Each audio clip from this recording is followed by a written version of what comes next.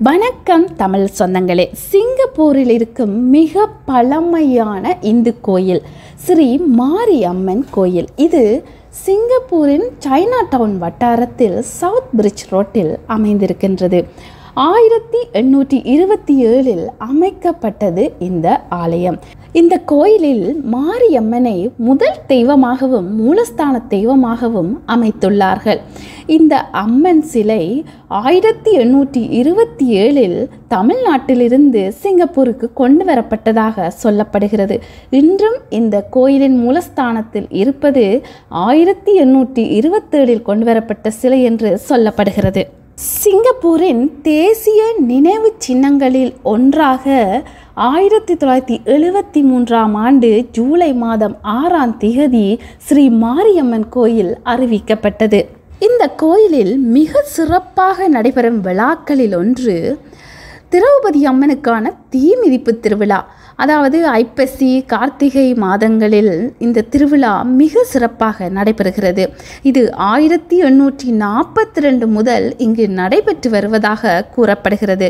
அது மட்டுமில்லாமல் நவராத்திரி, 1008 சங்காபிஷேகம், மகா சதசண்டி யாகம், நவசக்தி அர்ச்சனை, திரௌபதி உற்சவம் ஆகிய விழாக்கள் மிகவும் சிறப்பாக இங்கே நடைபெற்று வருகின்றன.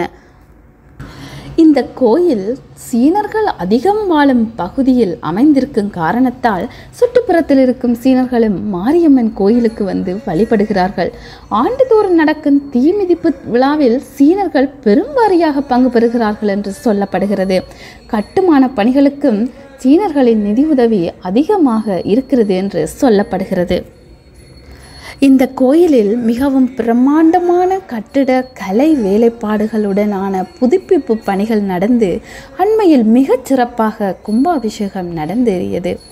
அத்தனை விதமான பல வகைப்பட்ட அம்மனின் பல வடிவங்கள் இங்கே காட்சியாக அனைத்தும் அற்புதமாக காணப்படுகிறது. இந்த கோயிலின் சிற்ப வேலைப்பாடுகள், அழகிய உருவ சிலைகள் மிகவும் மனதை வருடுவதாக இருக்கிறது. கண்டிப்பாக சைனா டவுன் வட்டாரத்திற்கு சென்றால் நீங்கள் இந்த கோயிலுக்கு செல்ல மறந்து விடாதீர்கள். இந்த தகவல்கள் உங்களுக்கு பிடித்திருந்தால் லைக் பண்ணுங்கள், ஷேர் பண்ணுங்கள், சப்ஸ்கிரைப் பண்ணுங்கள். நன்றி, வணக்கம். மீண்டும் சந்திப்போம்.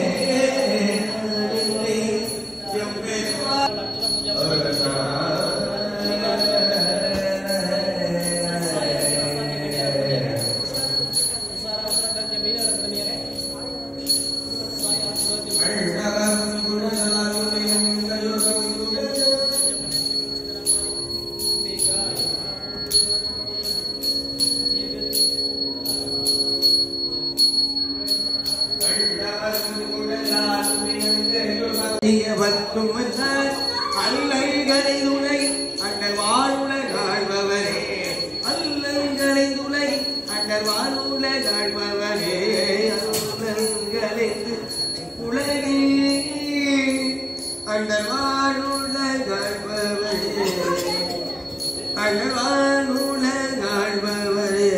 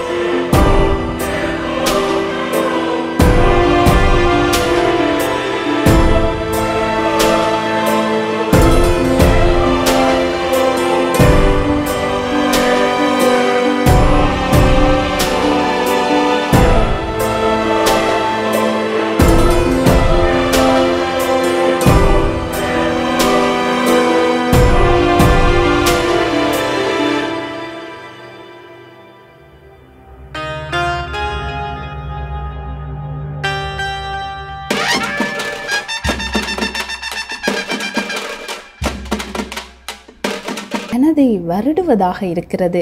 கண்டிப்பாக சைனா டவுன் வட்டாரத்திற்கு சென்றால் நீங்கள் இந்த கோயிலுக்கு செல்ல மறந்து விடாதீர்கள். இந்த தகவல்கள் உங்களுக்கு பிடித்திருந்தால் லைக் பண்ணுங்கள், ஷேர் பண்ணுங்கள், சப்ஸ்கிரைப் பண்ணுங்கள். நன்றி, வணக்கம். மீண்டும் சந்திப்போம்.